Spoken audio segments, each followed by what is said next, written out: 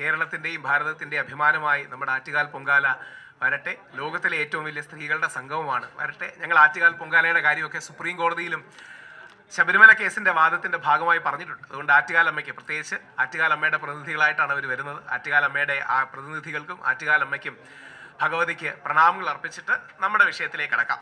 ഇത് 10 മിനിറ്റ് മാത്രം എടുക്കുന്ന ശബരിമല സുപ്രീം കോടതിയിലെ വിഷയങ്ങൾ നിങ്ങളുടെ മുമ്പിൽ ശ്രദ്ധയിൽ കൊണ്ടുവരാനാണ്. ഇവിടെ വരുമ്പോൾ തിരുവനന്തപുരം പ്രസ് ക്ലബിലെ ആൾക്കാർക്ക് ഒരു പ്രത്യേക നന്ദി പറയേണ്ട ആവശ്യം കൂടിയുണ്ട്. ആ നന്ദി എന്ന് പറഞ്ഞാൽ ഏകദേശം 7-8 വർഷങ്ങൾക്ക് മുമ്പ് ശബരിമല സുപ്രീം കോടതി വിധിന്യായം വന്നപ്പോൾ ഇതേ പ്രസ് ക്ലബിൽ താഴെ ഇരുന്നാണെന്ന് മാത്രമേ ഉള്ളൂ ആയിരുന്നു ആദ്യ പ്രസ് മീറ്റ് അല്ലെങ്കിൽ പത്രസമ്മേളനം വിളിച്ചത്. അന്ന് ഇവിടുത്തെ പ്രസ് ക്ലബ് ഭാരവാഹികൾക്കും ഞങ്ങൾക്കും ഒരു ചെറിയ പേടി ഉണ്ടായിരുന്നു. അതായത് നമ്മുടെ ജില്ലാ കോടതിയുടെ ഒരു വിധി വന്നാൽ അതിനെതിരെ പത്രസമ്മേളനം വിളിക്കാൻ പോലും നമുക്ക് പേടിയാണ് ഉണ്ടാകുക. അന്ന് സുപ്രീം കോടതിയുടെ 5 അംഗ ബെഞ്ചിന്റെ വിധിന്യായം വന്നിട്ട് എനിക്ക് ഇന്നും ഓർമ്മയുണ്ട്. അന്നത്തെ ഭാരവാഹികളുടെ പേരൊക്കെ മറന്നുപോയി. ഞങ്ങൾ എല്ലാവരും ഒന്ന് പകച്ചു. സുപ്രീം കോടതിയുടെ 5 അംഗ ബെഞ്ചിന്റെ വിധിയാണ്, അതിനെതിരെ ഒരു പത്രസമ്മേളനം വിളിക്കുകയാണെങ്കിൽ എങ്ങനെ ഉണ്ടാവും, കോടതി ഇലക്ഷൻ അടക്കമുള്ള കാര്യങ്ങൾ ഉണ്ടാകുമോ തുടങ്ങിയ ഒരുപാട് പേടികൾ അന്നുണ്ടായിരുന്നു. പക്ഷെ അന്നത്തെ പത്രസമ്മേളനത്തിലെ അല്ലെങ്കിൽ അന്നത്തെ പ്രസ് ക്ലബ് ഭാരവാഹികളടക്കം വളരെ ശക്തമായി തന്ന ഒരു ധൈര്യവും മറ്റുമാണ് ഇന്ന് ശബരിമല ആ വിഷയത്തിൽ വിജയിച്ച് നിൽക്കാനുള്ള കാരണം. ഞാനത് രാവിലെ ഇറങ്ങിയപ്പോൾ എൻ്റെ അമ്മ പറയുമായിരുന്നു, അന്ന് പത്രക്കാർ കാഷ്വലി പറഞ്ഞ കൂട്ടത്തിൽ പറയുമായിരുന്നു, അന്ന് നമ്മളെല്ലാം എന്ത് പേടിച്ചാണ് പത്രസമ്മേളനം വിളിച്ചത്. കാര്യം സുപ്രീം കോടതിയുടെ 5 അംഗ ഭരണഘടനാ ബെഞ്ചിന്റെ വിധിക്കെതിരെ ഒരു പത്രസമ്മേളനം വിളിക്കുക എന്ന് പറഞ്ഞാൽ അന്ന് അസാധ്യവും അചിന്ത്യവുമായി തോന്നിയിരുന്നൊരു കാര്യമാണ്.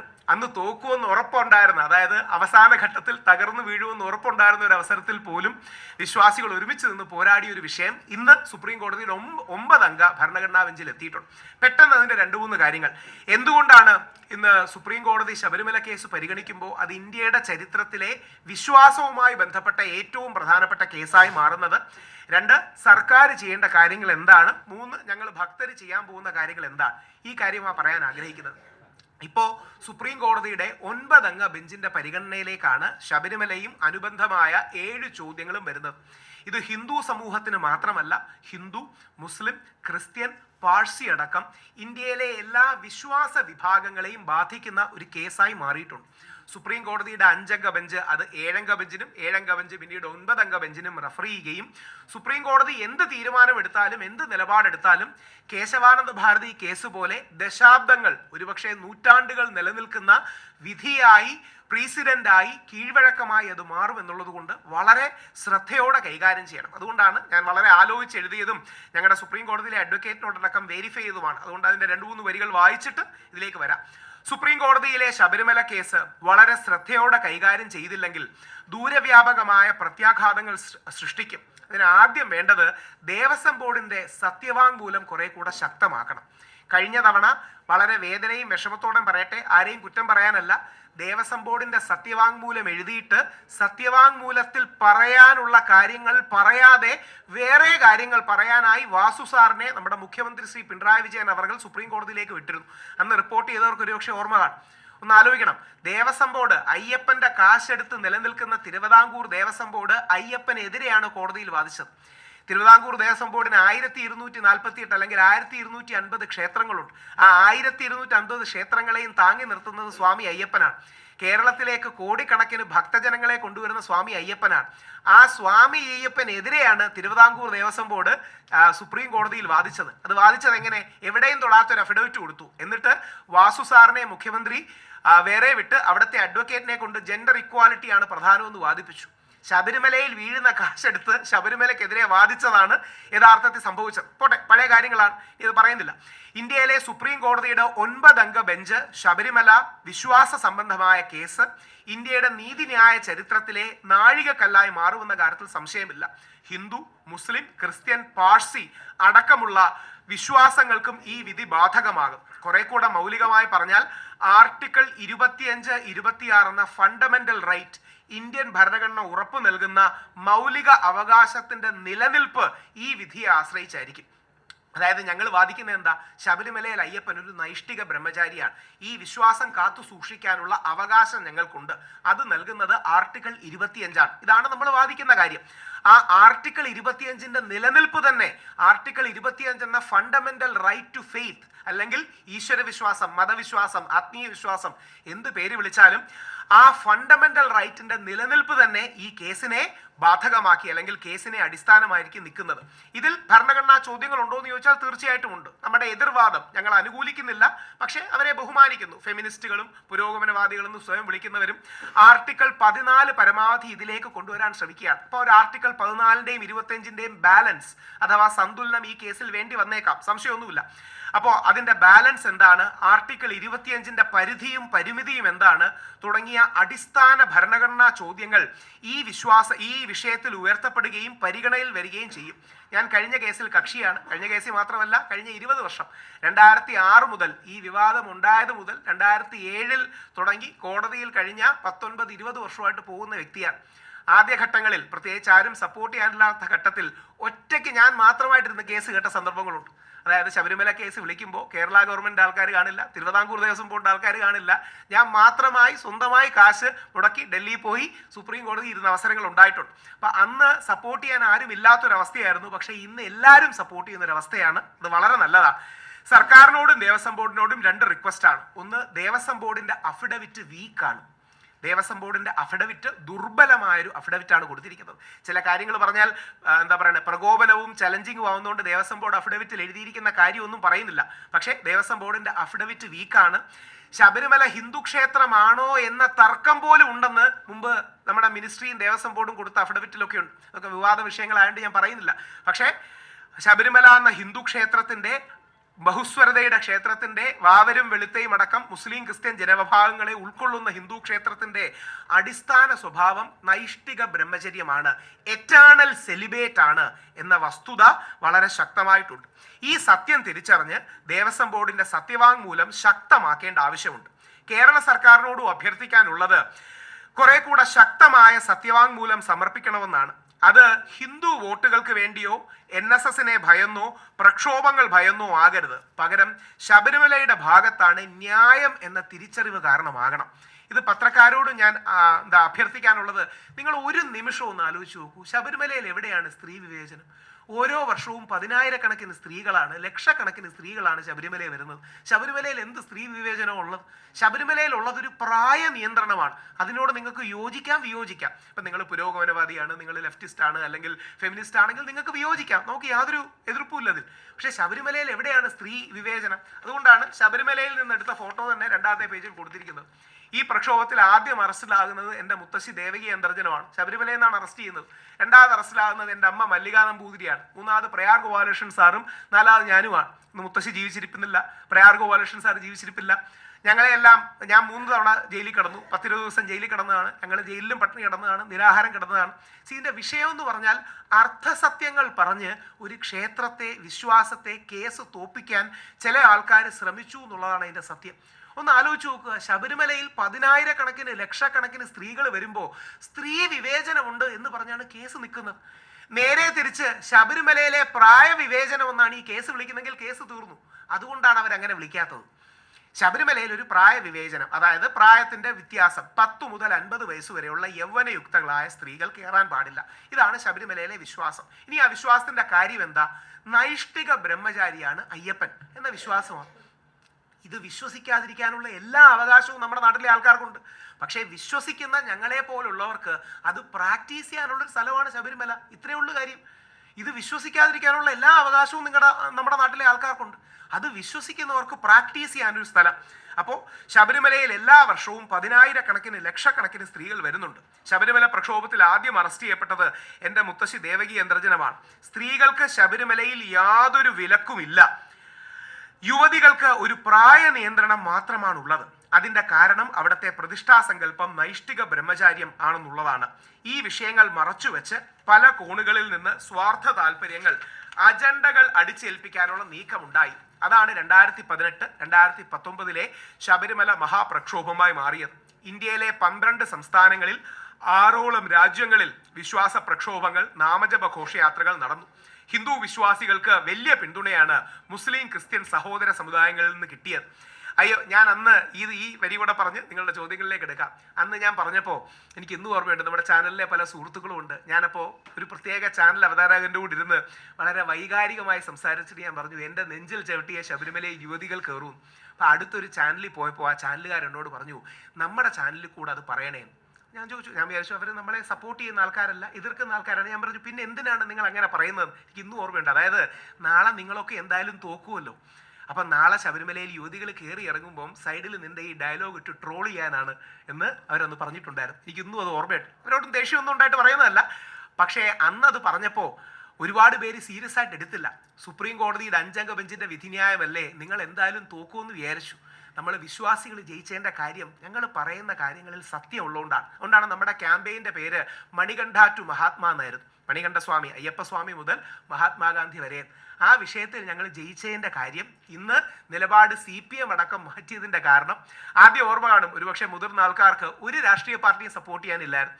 പ്രമുഖ രാഷ്ട്രീയ പാർട്ടികളിലെ പല പ്രമുഖരും, പേര് പറയുന്നില്ല, ഇപ്പോൾ അവർക്ക് അത് ഓർക്കുമ്പോൾ വേദനയായിരിക്കും, അവരെല്ലാം ശബരിമല വിശ്വാസത്തെ ആദ്യം എതിർക്കുകയായിരുന്നു. അവരെല്ലാം പിന്നീട് നിലപാട് മാറ്റി ശബരിമലയെ അനുകൂലിച്ച് വരാൻ കാരണം ഞങ്ങൾ വിശ്വാസികൾ പറയുന്നതിൽ സത്യമുണ്ട് എന്നുള്ളതുകൊണ്ടാണ്. ആ സത്യത്തെ ഉയർത്തിപ്പിടിച്ചുകൊണ്ട് അന്നും ഇന്നും എന്നത്തെയും നിലപാട് അയ്യപ്പ വിശ്വാസികളായ ഞങ്ങളുടെ നെഞ്ചിൽ ചവിട്ടി മാത്രമേ ശബരിമലയിൽ യുവതികൾ കയറൂ എന്നുള്ളതാണ്.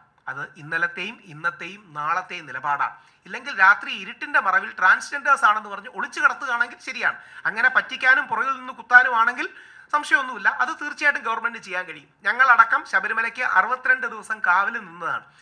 ഞങ്ങളുടെ അടക്കം ആൾക്കാർ നിന്നപ്പോൾ രാത്രി പോലീസുകാർ 2 പേരെ, കനകാദുർഗയും ബിന്ദു അമ്മിണിയും കൊണ്ടുപോകുന്നു. അപ്പോൾ അവിടുത്തെ ആൾക്കാർ ചോദിച്ചപ്പോൾ ദൂരേന്ന് സ്ത്രീകളാണെന്ന് തോന്നി.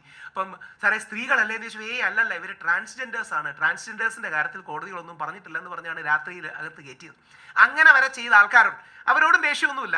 ഇപ്പോഴത്തെ DIG ആയ ഹരിശങ്കർ സാറാണ് ചെയ്തതെന്നാണ് പറയപ്പെടുന്നത്. നമ്മുടെ ശങ്കർദാസ് സാറിന്റെ മകനാണ് ചെയ്തതെന്നാണ് പറയപ്പെടുന്നത്. അദ്ദേഹത്തോടും ദേഷ്യമൊന്നുമില്ല. ശങ്കർദാസ് സാറിനെ അറസ്റ്റ് ചെയ്തതെന്നാണ് ഞാൻ അടക്കമുള്ള എല്ലാവരുടെയും അഭിപ്രായം. ഇത്രയും പ്രായമായ മനുഷ്യനാണ്. നമ്മൾ ആരോടും പ്രതികാരം വെച്ച് ചെയ്യുന്നതല്ല. പക്ഷേ വിശ്വാസികളെ മനഃപൂർവ്വം ദ്രോഹിക്കാനുള്ള നിലപാടുകൾ അന്ന് എടുത്തിരുന്നു എന്നുള്ളൊരു സത്യമാണ്. CPM അതിന് രാഷ്ട്രീയപരമായി തിരിച്ചടി കിട്ടിയോണ്ടായിരിക്കണം CPM മാറിയത്. ഇന്ന് മാറ്റമില്ലാത്തത് മാറ്റത്തിന് മാത്രമാണെന്നൊക്കെ പറയുന്നത് സ്വാഗതാർഹമാണ്. പറഞ്ഞ് അവസാനിപ്പിക്കുമ്പോൾ ഏത് നിലപാടിലേക്ക് വരണമെന്നും കൂടെ പറഞ്ഞ് അവസാനിപ്പിക്കാം. ശ്രീ കടകംപള്ളി സുരേന്ദ്രൻ എടുത്ത നിലപാടിലേക്ക് എത്തിയാൽ മതി. ശ്രീ കടകംപള്ളി CPMന്റെ മുതിർന്ന നേതാവാണ്. കടകംപള്ളി സുരേന്ദ്രൻ ഈ വിഷയം നടക്കുമ്പോൾ ദേവസ്വം മന്ത്രിയാണ്. ശ്രീ കടകംപള്ളി സുരേന്ദ്രൻ നല്ല സഖാവും നല്ല കമ്മ്യൂണിസ്റ്റുകാരനുമാണ്. ശ്രീ കടകംപള്ളി സുരേന്ദ്രൻ പറയുന്നത് ശബരിമലയിലെ സുപ്രീം കോടതി വിധിന്യായം തെറ്റാണ് എന്നാണ്. ഇത് കഴിഞ്ഞ അധ്യായമല്ല, അടഞ്ഞ അധ്യായമാണെന്നാണ്. ഇത് രാഹുൽ ഈശ്വർ എന്ന വിശ്വാസി പറയുന്ന കാര്യമല്ല. CPMന്റെ മുതിർന്ന നേതാവായ ശ്രീ കടകംപള്ളിയും ഇന്നലെ BJPയുടെ ശ്രീപത്മനാഭൻജിയും ഒരു ചാനലിലിരുന്ന് പറയുന്നുണ്ടായിരുന്നു. എന്ത് ചെയ്യാൻ പറ്റും? സുപ്രീം കോടതിയുടെ വിധിന്യായം തെറ്റായിരുന്നു.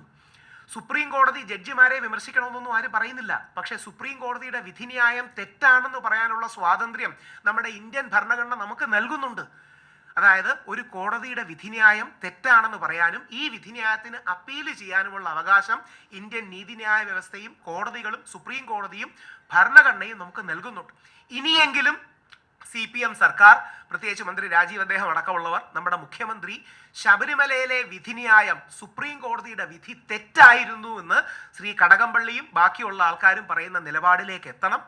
അനുബന്ധമായി സത്യവാങ്മൂലം മാറ്റിക്കൊടുക്കണം. വിശ്വാസികളുടെ സെന്റിമെന്റ്സിനെ ഹേർട്ട് ചെയ്യാതിരിക്കാൻ വേണ്ടി മാത്രമല്ല നിങ്ങൾ ഞങ്ങളെ സപ്പോർട്ട് ചെയ്യേണ്ടത്. ഞങ്ങൾ പറയുന്നതാണ് ന്യായം എന്നുള്ളത് കൊണ്ടാണ്, നമ്മൾ പറയുന്നതാണ് നീതി എന്നുള്ളത് കൊണ്ടാണ്, നമ്മുടെ ഭാഗത്താണ് ശരി എന്നുള്ളത് കൊണ്ടാണ്. അതുകൊണ്ടാണ് ശബരിമലയിൽ സ്ത്രീ വിവേചനമില്ല, യുവതി പ്രവേശനം അല്ലെങ്കിൽ പ്രായ നിയന്ത്രണമാണുള്ളത്.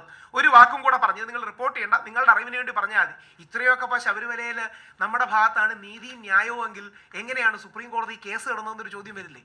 നമ്മുടെ ഭാഗത്താണ് ഇത്രയും നീതി ന്യായമെങ്കിൽ, ശബരിമലയിൽ സ്ത്രീകൾക്ക് പ്രവേശനത്തിന് വിലക്കൊന്നുമില്ലെങ്കിൽ, ശബരിമലയിൽ യുവതികൾക്ക് പ്രായ നിയന്ത്രണം മാത്രമേ ഉള്ളെങ്കിൽ, ഇത്രയും വർഷം കേസ് നടന്ന് സുപ്രീം കോടതിയിൽ 5 അംഗ ബെഞ്ചിന്റെ വിധി എങ്ങനെ വന്നു എന്നൊരു സ്വാഭാവിക ചോദ്യം ആൾക്കാർക്ക് തോന്നില്ലേ?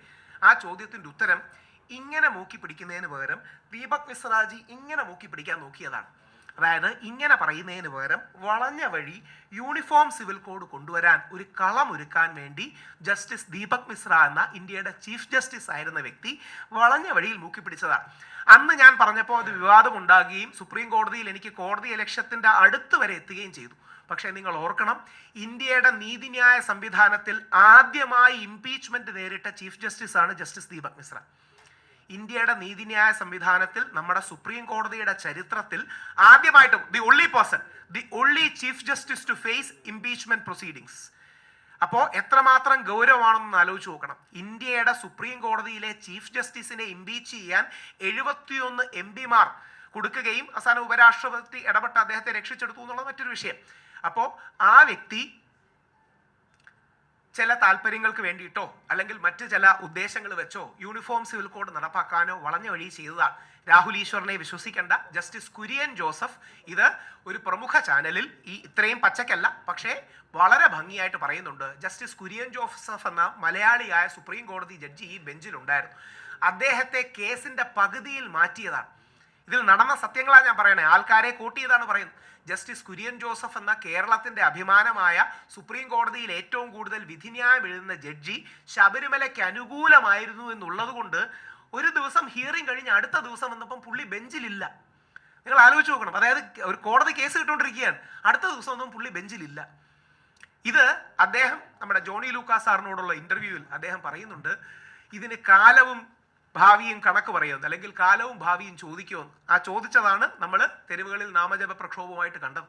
അപ്പോൾ ചില അജണ്ടകൾ നടപ്പാക്കാനായി, പ്രത്യേകിച്ച് യൂണിഫോം സിവിൽ കോഡ് പോലുള്ള അജണ്ടകൾ നടപ്പാക്കാനായി വളഞ്ഞ വഴിയിലൂടെ ഹിന്ദു സ്ത്രീകൾക്ക് വേണ്ടി എന്തോ വലിയ ത്യാഗം ചെയ്തു, ഇനി മുസ്ലിം സ്ത്രീകളെ രക്ഷിക്കാൻ, ക്രിസ്ത്യൻ സ്ത്രീകളെ രക്ഷിക്കാനായിട്ട് യൂണിഫോം സിവിൽ കോഡ് കൊണ്ടുവരാം എന്ന ചില ആൾക്കാരുടെ, അല്ലെങ്കിൽ പ്രത്യേകിച്ച് ദീപക് മിശ്രാജി അടക്കമുള്ളവരുടെ അജണ്ടകൾ പുഷ് ചെയ്യാനാണ് നോക്കിയത്. നിങ്ങൾ കൊടുക്കണമെങ്കിൽ കൊടുത്താൽ മതി, ഇല്ലെങ്കിൽ എഴുതണ്ട. പക്ഷേ പ്രധാനമായിട്ട് കൊടുക്കേണ്ട വിഷയം ശബരിമല വിധിന്യായത്തിൽ ദേവസ്വം ബോർഡ് അഫിഡവിറ്റ് ശക്തമാക്കണം, സർക്കാർ വിശ്വാസികൾക്ക് അനുകൂലമായ നിലപാടെടുക്കണം. എടുത്തില്ലെങ്കിൽ നമ്മൾ ജയിക്കും, അത് വേറെ, പക്ഷേ എടുക്കണമെന്നുള്ളതാണ് അഭ്യർത്ഥന. കാരണം ദൂരവ്യാപകമായി ആർട്ടിക്കിൾ 25 എന്ന ഫണ്ടമെന്റൽ റൈറ്റിന്റെ നിലനിൽപ്പ്, നാളെ ഓരോ അമ്പലങ്ങളുടെയും നിലനിൽപ്പ് ഈ കേസ്, അല്ലെങ്കിൽ അമ്പലം മാത്രമല്ല, അമ്പലം, പള്ളി, വിഹാരം, ഗുരുദ്വാര, മോസ്ക് അടക്കമുള്ള കാര്യങ്ങൾ ഇതുമായി ബന്ധപ്പെട്ട് നിൽക്കും. ഒരു കോൺസെപ്റ്റും കൂടെ പറഞ്ഞ് അവസാനിപ്പിക്കാം. ദൈവത്തെ ഓർത്ത് നിങ്ങൾ അറിഞ്ഞിരിക്കേണ്ടത്, അമ്പലം ഒരു പബ്ലിക് പ്ലേസ് അല്ല, പള്ളി ഒരു പബ്ലിക് പ്ലേസ് അല്ല. മുസ്ലിം പള്ളിയും ക്രിസ്ത്യൻ പള്ളിയും ബുദ്ധിസ്റ്റ് വിഹാരവും ജൂതന്മാരുടെ സിനഗോഗും സിഖുകാരുടെ ഗുരുദ്വാരയും പബ്ലിക് പ്ലേസ് അല്ല, അത് വിശ്വാസികളുടെ സ്ഥലമാണ്. അതായത് പബ്ലിക് പ്ലേസ് എന്ന് പറഞ്ഞാൽ ഒരു പബ്ലിക് പാർക്ക് പോലെയോ അല്ലെങ്കിൽ ടൂറിസ്റ്റ് സ്പോട്ട് പോലെയോ എവിടെയും എല്ലാവർക്കും നിയമങ്ങളോ ആചാരങ്ങളോ അനുഷ്ഠാനങ്ങളോ ഇല്ലാതെ ചെന്ന് കയറാൻ കഴിയുന്നൊരു സ്ഥലമല്ല. അമ്പലമല്ല, പള്ളിയല്ല, വിഹാരമല്ല. അതൊരു നമ്മുടെ അല്ലെങ്കിൽ ഹിന്ദു വിശ്വാസത്തിന്റെ ഭാഷയിൽ പറഞ്ഞാൽ it is the home of the deity. ദേവതയുടെ വീടാണ്, അയ്യപ്പന്റെ വീടാണ്, അല്ലെങ്കിൽ വിശ്വാസികളുടെ പ്രൈവറ്റ് സ്ഥലമാണ്, വിശ്വാസികളുടെ സ്വകാര്യ സ്ഥലമാണ്, വിശ്വസിക്കുന്നവരുടെ സ്വകാര്യ സ്ഥലമാണ്. അതിലേക്ക് നുഴഞ്ഞു കയറാനാണ് പല ആൾക്കാരും ശ്രമിച്ചത്. ആ സങ്കല്പങ്ങളെ ദുർബലപ്പെടുത്താനാണ് ശ്രമിച്ചത്. അപ്പം ചിലർക്കെങ്കിലും നിങ്ങളുടെ മനസ്സിലൊരു ചോദ്യം ഉണ്ടാവും, ഈ പണ്ട് ജാതീയത ഉണ്ടായിരുന്നില്ലേ, പണ്ട് ഉച്ചനീചത്വങ്ങൾ ഉണ്ടായിരുന്നില്ലേ? വളരെ ശരിയാണ്, ഉണ്ടായിരുന്നു. പക്ഷെ ശബരിമലയിൽ ഇല്ലായിരുന്നു എന്ന് 1991 കേസിൽ ഹൈക്കോടതി രേഖപ്പെടുത്തിയിട്ടുണ്ട്. ഓർക്കുക, കേരള ഹൈക്കോടതി 1991 എസ് മഹേന്ദ്രൻ വേഴ്സസ് ട്രാവൻകൂർ ദേവസ്വം ബോർഡിൽ കേരള ഹൈക്കോടതി എടുത്തെഴുതുന്നുണ്ട്, ചരിത്രത്തിൽ ഒരു കാലത്തും ശബരിമലയിൽ ജാതീയമായ ഉച്ചനീചത്വങ്ങൾ ഇല്ലായിരുന്നു, വർഗീയത ഇല്ലായിരുന്നു, എല്ലാ വിഭാഗങ്ങളെയും ചേർത്ത് നിർത്തിയിരുന്നതാണ്. വാവരും വെളുത്തയും ഉണ്ട്, എല്ലാ ജാതി വിഭാഗങ്ങളും ഉണ്ട്. ഇത് ഹൈക്കോടതിയുടെ ഫൈൻഡിംഗ് ആയി ഹൈക്കോടതി വിധിന്യായത്തിൽ എഴുതി വെച്ചിരിക്കുന്നതാണ്. അപ്പോൾ ശബരിമലയെ ബാക്കിയുള്ള വിഷയങ്ങളുമായി ബന്ധപ്പെടുത്തി ഈ കേസിനെ ദുർബലപ്പെടുത്താൻ പലരും ശ്രമിക്കുന്നുണ്ട്. അത് ചെയ്യരുത് എന്നൊരു വിശ്വാസിയുടെ പ്രാർത്ഥനയായി, അപേക്ഷയായി നിങ്ങളുടെ മുമ്പിൽ വെക്കുന്നു. സുപ്രീം കോടതിയിൽ ഈ കേസിൽ കക്ഷിയാണ്, അതുകൊണ്ട് തന്നെ നമ്മൾ ഈ കാര്യങ്ങൾ എഴുതി കൊടുക്കും. സർക്കാരിൻ്റെ, ദേവസ്വം ബോർഡിൻ്റെ അഫിഡവിറ്റ് ശക്തമാകണം, വിശ്വാസികളെ ശക്തമായി പിന്തുണയ്ക്കണമെന്ന് വളരെ താഴ്മയായി അഭ്യർത്ഥിക്കുകയും ചെയ്യും. എന്തെങ്കിലും ചോദ്യങ്ങളുണ്ടെങ്കിൽ ചോദിക്കും.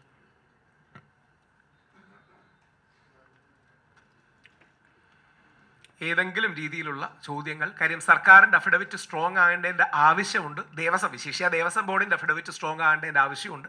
കഴിഞ്ഞ തവണത്തെ പോലെ കള്ളത്തരം കാണിക്കരുത് എന്ന ആവശ്യമുണ്ട്. ഈ ചോദ്യം നിങ്ങൾ ദേവസ്വം ബോർഡിനോടും ജയകുമാർ സാറിനോടും ദേവസ്വം മന്ത്രിയോടും കൂടി ചോദിക്കണം. ദേവസ്വം ബോർഡിൻ്റെ സ്റ്റാൻഡ് എന്താണ്? അതിനൊരു ബേസിക് എത്തിക്സ് മാത്രമേ നമ്മൾ റിക്വസ്റ്റ് ചെയ്യുന്നുള്ളൂ. നാളെ പ്രസ് ക്ലബിന് കോടതിയിൽ ഒരു കേസ് വന്നാൽ പ്രസ് ക്ലബിൻ്റെ കാശെടുത്ത് പ്രസ് ക്ലബിനെതിരെ വാദിക്കാൻ നിങ്ങൾ സമ്മതിക്കൂ? ഈ പ്രസ് ക്ലബിന് കോടതിയിൽ ഒരു കേസ് വന്നു, ആ കേസിൽ പ്രസ് ക്ലബിൻ്റെ അക്കൗണ്ടിൽ നിന്ന് കാശെടുത്ത് നിങ്ങളുടെ അഡ്വക്കേറ്റ് പ്രസ് ക്ലബിനെതിരെ വാദിക്കാൻ സമ്മതിക്കൂ? അതാണ് ശബരിമല നടന്നത്. അയ്യപ്പൻ്റെ കാശെടുത്ത് ദേവസ്വം ബോർഡ് അയ്യപ്പനെതിരെ വാദിച്ചു. അവിടെയാണ് അതിൻ്റെ സീരിയസ്നെസ് ഉണ്ടാകുന്നത്. തോൽപ്പിക്കാൻ എന്തൊക്കെ ശ്രമിച്ചു, NSS അടക്കമുള്ള മഹാപ്രസ്ഥാനങ്ങൾ വളരെ ശക്തമായി മുമ്പോട്ട് വരികയും SNDP അടക്കമുള്ളവർ പിന്തുണയ്ക്കുകയും ഹിന്ദു സമുദായം, RSS സംഘടനകൾ അടക്കമുള്ളവർ ശക്തമായി നിന്നുകൊണ്ട് അയ്യപ്പ സേവാ സംഘം, അയ്യപ്പ ധർമ്മസേന അടക്കം ശക്തമായി നിന്നുകൊണ്ടാണ് ആ വിഷയത്തിൽ വിജയിക്കാൻ കഴിഞ്ഞത്. പിന്നെ എല്ലാ ഭക്തജന സംഘടനകളും. അപ്പോൾ ഈ വിഷയത്തിൽ ശരിയാണെങ്കിലും തെറ്റാണെങ്കിലും സുപ്രീം കോടതി എടുക്കുന്ന വിധിന്യായം is going to stay for ever. കാര്യം ഇനി ഒരു 9 അംഗ ബെഞ്ച് ഒന്നും കോൺസ്റ്റിറ്റ്യൂട്ട് ആവില്ല. 9 അംഗ ബെഞ്ച് വളരെ റെയർ ആയിട്ടേ കോൺസ്റ്റിറ്റ്യൂട്ട് ആവും. അപ്പൊ എന്തെങ്കിലും ചോദ്യങ്ങൾ ഉണ്ടെങ്കിൽ ചോദിക്കാം, അല്ലെങ്കിൽ അവസാനിപ്പിക്കാം. Any questions? ഇല്ല എന്നുള്ള അസംഷനിൽ ഇതും കൂടെ പറഞ്ഞ് അവസാനിപ്പിക്കുകയാണ്. ഇത് ദേവസ്വം ബോർഡിനോട്, ദേവസ്വം മന്ത്രിയോട്, മുഖ്യമന്ത്രിയോട് കൂടി നിങ്ങൾ ചോദിക്കണം. അവർ കൊടുക്കാൻ പോകുന്ന നിലപാട് എന്താണെന്ന്. ഒളിച്ച് കളിക്കരുത്, അഴകൊഴമ്പൻ നിലപാടെടുക്കരുത്. ശബരിമല യുവതി പ്രവേശത്തിന് അനുകൂലമാണെങ്കിൽ അങ്ങനെ, അനുകൂലമല്ലെങ്കിൽ അങ്ങനെ, ഉണ്ട് അല്ലെങ്കിൽ ഇല്ല എന്നൊരു നിലപാട് പറയണം. ഉണ്ടില്ല എന്നൊരു നിലപാട് നമുക്ക് പറയുന്ന രീതി CPM-ഉം ഗവൺമെന്റും അവസാനിപ്പിക്കണം. ദേവസ്വം ബോർഡിന്റെ നിലപാട് ശക്തമാകണമെന്ന് താഴ്മയായി അഭ്യർത്ഥിക്കുന്നു. സ്വാമിയേ ശരണമയ്യപ്പ.